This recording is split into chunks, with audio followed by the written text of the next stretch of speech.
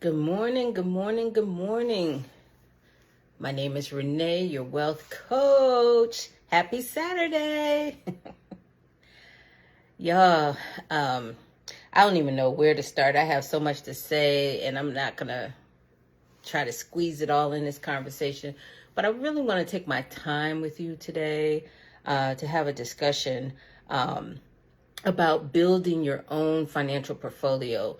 And what I mean by that is that if you work a job, your job offers pensions, they offer 401ks, and that's one form of saving. Some jobs will match a percentage of what you put in there.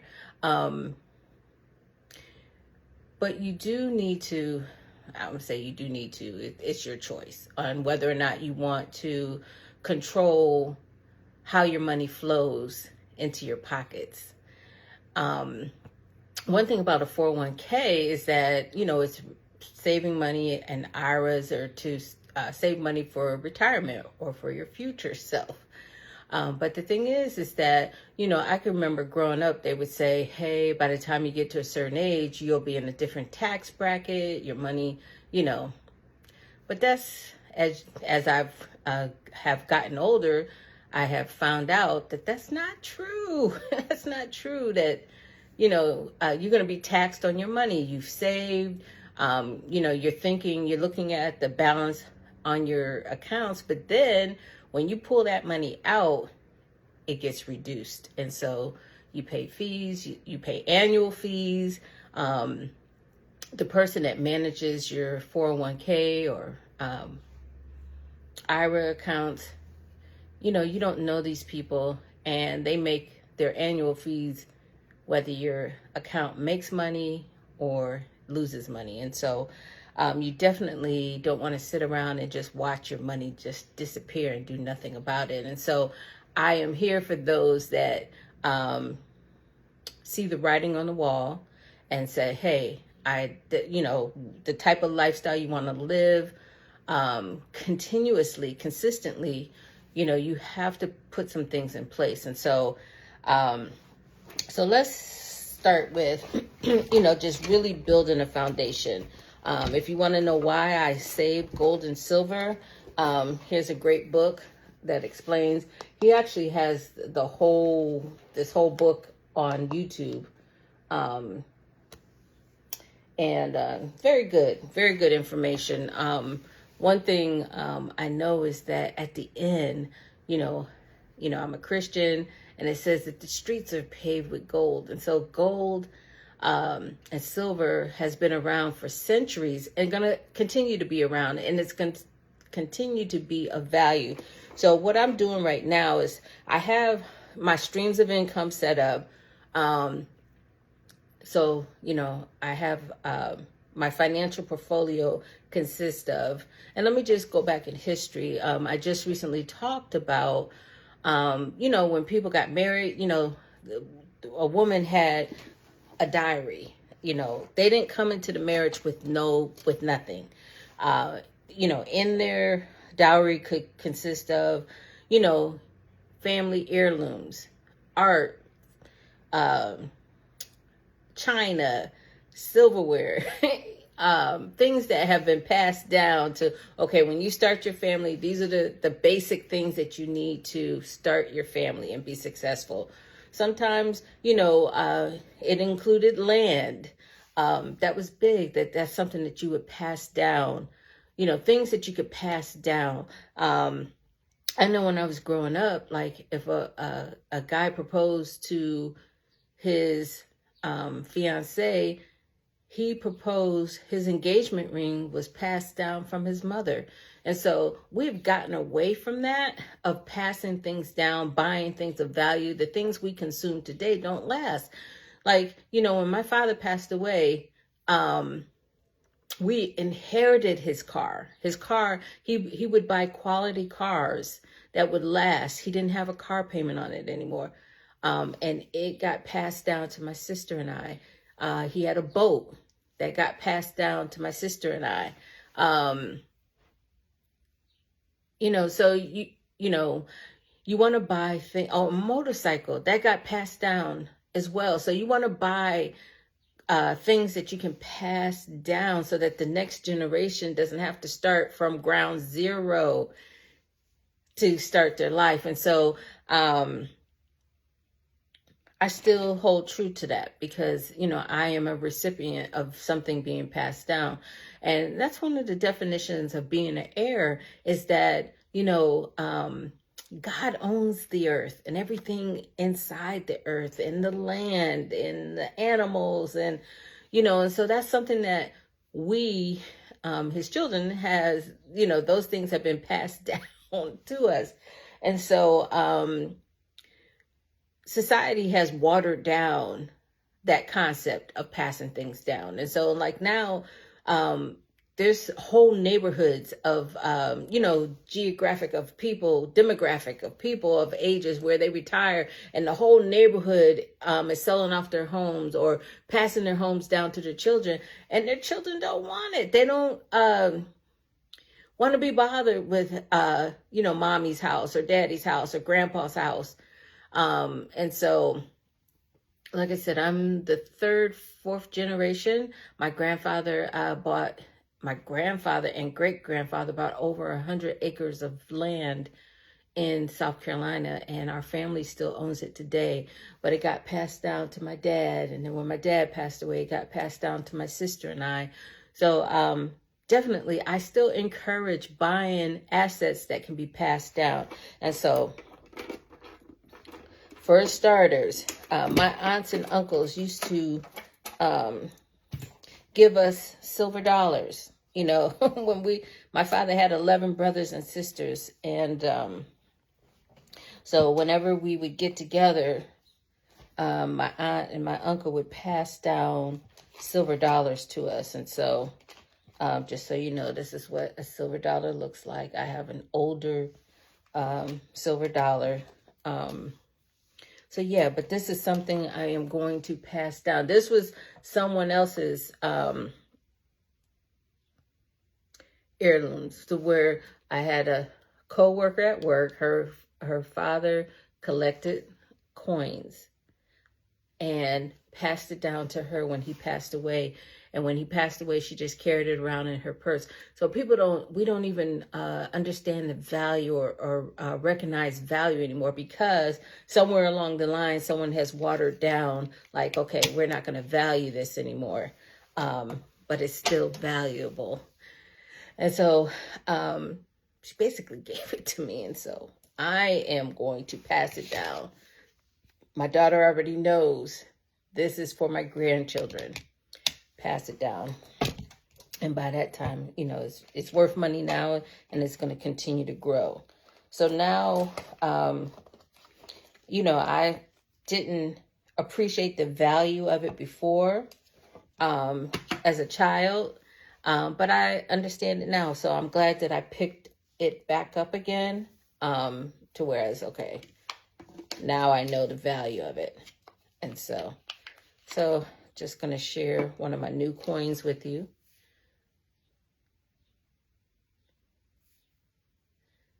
So, and as I'm adding on to my collection, I'm also, you know, gaining some more knowledge. And so I was just buying silver and gold, but now I'm buying coins. So now what I'm doing is talking about building portfolio. I have a collection of, I have the American Eagle, and, you know, so there's certain coins out there. So now that I feel as though I've selected the ones that I have, so I plan to buy 1 to 3 coins a month. So at the end of the year, if I bought 1 coin a month, at the end of the year, I'll have 12 coins. So now that I feel as though I've created a nice different selection of coins, just to show you some more. Here's another one.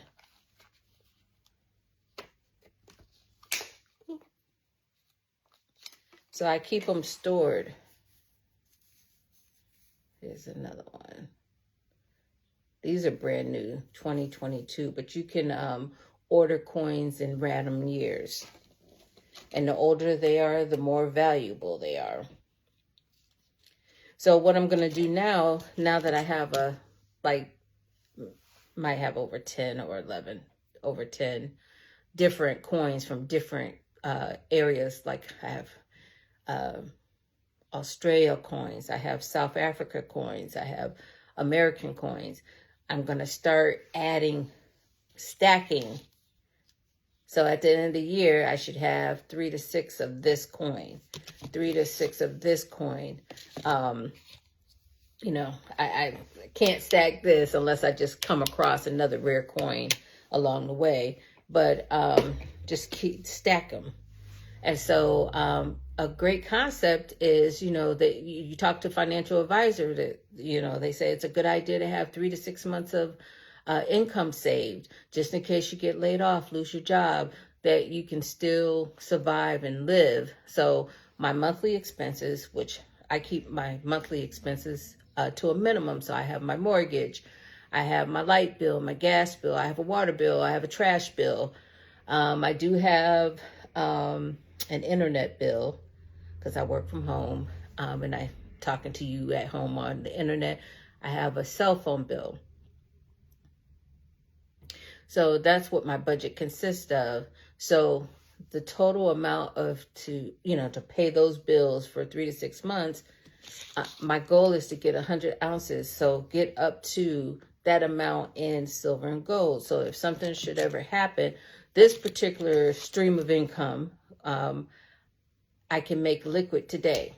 I can go out today and sell my coins in exchange for cash. Right now, I'm exchanging my cash for my coins because the coins increase in value more rapidly than a dollar would. So instead of, and then I can convert it back to, and hopefully on a day that, there's an increase in that. And you can watch you can always check online to see what the current price of silver is or what gold is. So right now I am taking my dollars, which has little value right now, and I'm converting them into silver coins, which increases at a much faster rate than the dollar. And then down the road, I do hold them for long term. But again, if something were to come up and I needed money, and I can convert that back to cash. So that's why I buy silver and gold. Just a brief synopsis, but I do recommend if that's something that you're interested in. And I'm thinking about, I just got to put it together because it's cheaper to buy in bulk. So if there's 10 or 20 of us that are interested in buying silver, we can definitely, I'm gonna start highlighting a new coin every month. And so we all buy that same coin. And get it at a cheaper rate. I think yesterday I checked the price of silver. It was like $21 and some change. I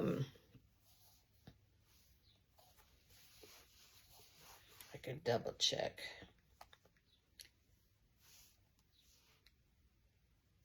And all you have to do is go online. I do use an app.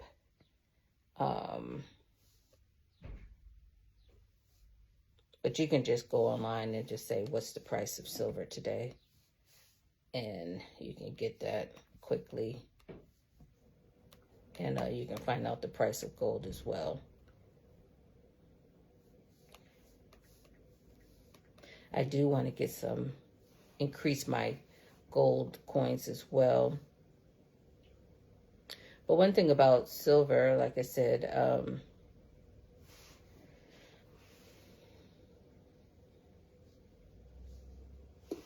so silver ended yesterday at $22.11. Let's see the price. And then gold was $1,879.15. So for the coin that I showed you, for the same size coin in gold, that coin is $1,800 versus that same coin in silver is $22.11.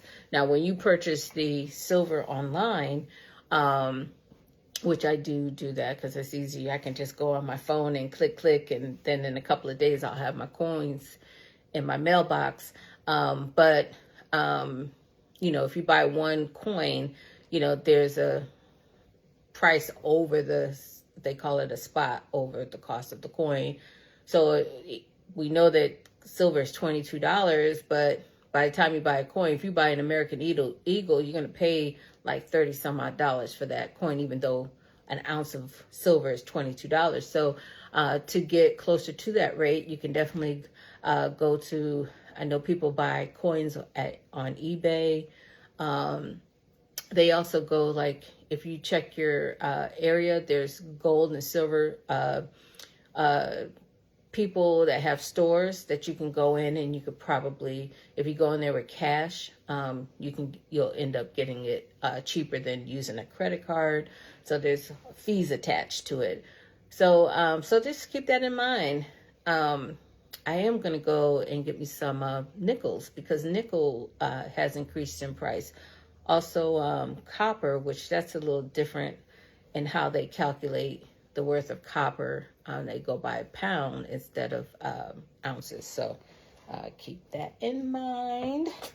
The other thing is that, right now, and I buy real estate properties. I buy, matter of fact, we were out looking at properties last night. I'm looking for a commercial property. I also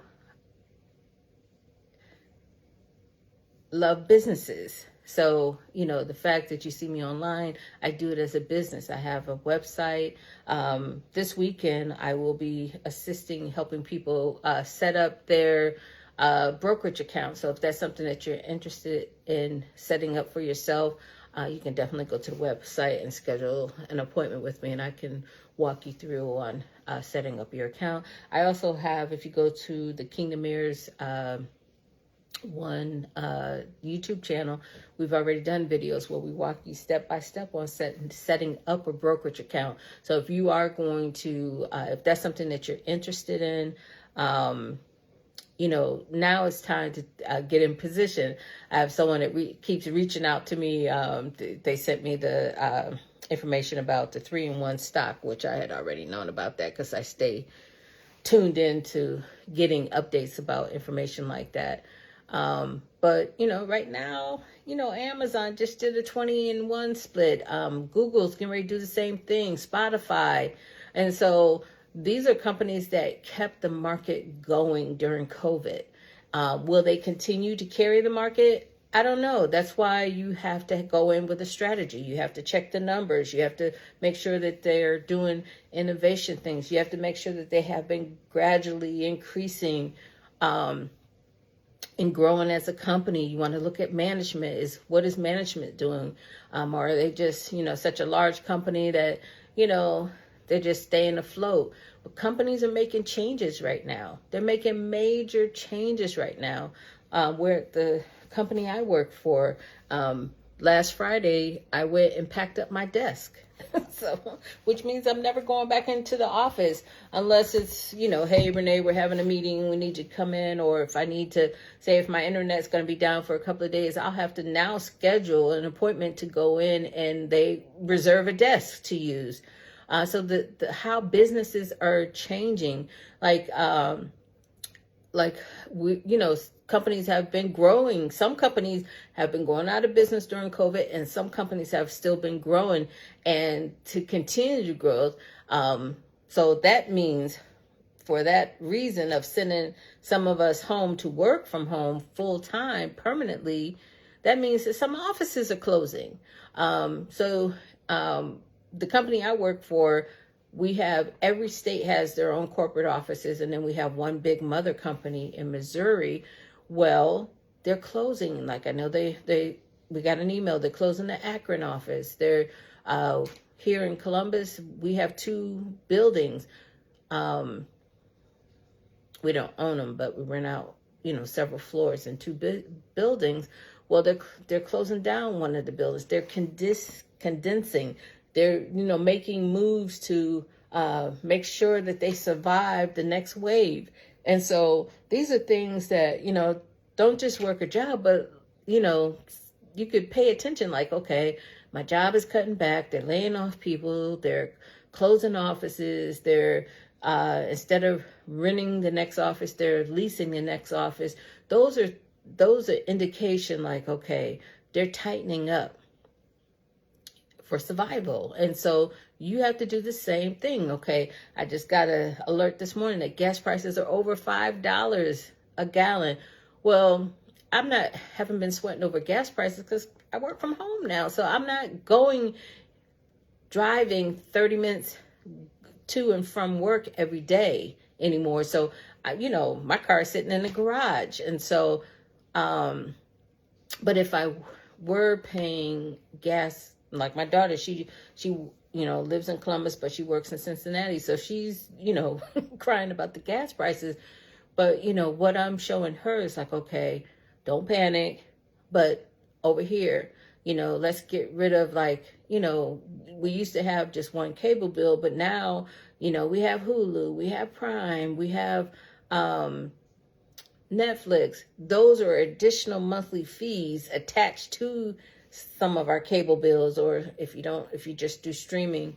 But okay, do you need all of those channels? You can skim down there. You have to, again, if you see your company downsizing and tightening up the budget, you do the same thing. You make that same move. Like, okay, let me tighten up my budget here at the house. What can I cut back on? Right now, there's a wealth transfer going on. Like, I'm watching, you guys are on the internet. I'm watching people get out of jail. And now, people out of jail, fresh out of jail, they can't just walk into a corporate America and get a job and sit next to you. That was unheard of. Now they're coming out, starting their own businesses, and they're just coming out running and making millions of dollars. So the people that were considered last are now people that are first. People in other countries that, didn't have the same advantages of corporate America. Now with the internet, they can do transaction. That is what crypto allows them to do. Make transaction around the world and be just as competitive as corporate America. If you notice during COVID, our celebrities, our ball players, they weren't playing, they weren't making money, but common people like us on the internet making money, and they're like, oh, there's something to this. And now, you get on the internet, going live. You can go live with your celebrities and ball players and, but it's common people that are paving the way. And so you definitely want to get on that bandwagon. So if you don't have your own brokerage account, I'm not talking about your 401k. I'm not talking about your IRA. I'm talking about you setting up an account where you're putting real estate in as assets. You're buying gold and silver, that's an asset. You're buying businesses. You're buying things that will put money into your pocket outside of your paycheck. Because your paycheck alone, I don't know about you, but my paycheck alone, I can live off my paycheck, and I make sure that I stay within the budget of my paycheck. So each time I get a raise, I take that raise and I invest it versus living off of it and saying, okay, what can I buy? What can I consume? What liability can I purchase? So,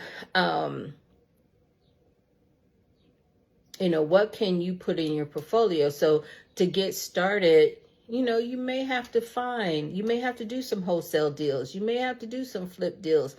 If you don't have, 20% down payment, well, you can raise the 20%. There's people doing Airbnbs and they don't even own the homes. So you want to start thinking outside of the box. There's going to be a lot of empty commercial property soon. How can we convert those things into something that is going to be needed for the public? So let's start thinking outside of the box, because, after it's all said and done, it's a lot of people quit their jobs and created businesses during COVID, because they're like, you know what? I can make money. Matter of fact, I was talking to a girlfriend the other day, and so they were saying that people like myself that is working from home, that they're able to incorporate another full-time job from working from home as well. So they're working 2 full-time jobs simultaneously. So, what creative ways can we grow and build our wealth? Okay. Can you write a book? I sell a book on Amazon. Can you write a book? This is ownership. This belongs to me. I can sell this book. It can continue to sell. Like I wrote a classic book with classic information so that 10 years from now, 15 years from now, that someone can pick up my book and be able to build wealth. And so I wrote it with my daughter in mind. Like, that's how I started doing videos. Like if I'm not here, if something happens to me, I still want her to grow and build wealth. I still want her to, if she has questions. So that's how I do my videos. That's how I write my books. That's how, what can you do for ownership? You see that LeBron James is now a billionaire, but, they're sharing some of the things that he owns. Like, he makes money from playing basketball, but he also owns Blaze Pizza. You want to put things in your portfolio that will stack money for you and not against you. And so, and these are things that, again, I invite you out to play the cash flow game. It teaches you the different investments that you have to start off with to get to a better grade of investments. And then boom, once you get that momentum going, it's just a matter of time that you're out of the rat race. You're making enough money to take care of your expenses. So whether you work or not, you have money flowing in that takes care of you. So if you did lose your job, it's no big deal. That's why I'm going hard. And I started like right before the pandemic, and I kept going. Like I've been setting up my system. So guess what? If I decide, my plans are when I retire that I can just log on and do a class from anywhere in the world. And so my daughter and I went to Atlanta last week, and I just love Atlanta. And she was like, Mom, let's move here. And, I was like, you know what? I am in a position now that I could live anywhere that there's Wi-Fi. I'm working from home. So when I log on, it doesn't matter where I am. And so I can see God setting me up, going in the direction of my goals. I plan to retire, be on the beach somewhere, my toes in the sand, doing a class. Now, I do live classes now, but I've been recording them so that way I can be on the beach, enjoying myself, and people can just go to my website and purchase my classes. So I'm putting in the work now. So later on, I'm setting myself up that I can teach how to build wealth, how to build your portfolios, how to, get you to retirement, get you to your financial freedom. And all you do is go online, download my class, and voila. And occasionally, like you look at the Dave Ramseys and the Robert Kiyosaki's. These are people that, I have worked under or taken their classes and courses.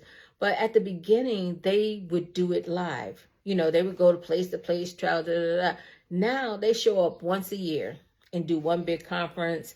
I know Robert Kiyosaki, instead of, him traveling and doing conferences in different cities, when he first started, now you have to fly to Arizona one time a year. He'll do a live in-person conference. And so the whole point of this whole conversation is that you're going to have to set yourself up, set your money up to where it flows to your advantage. And so that takes some work on your part. I'm not a financial advisor, but over the years, I had to take the reins and be in charge of how my money flows in my pocket. And so I'm going to stop at that note. Of course, I'll be back and see you on the next video. Bye for now.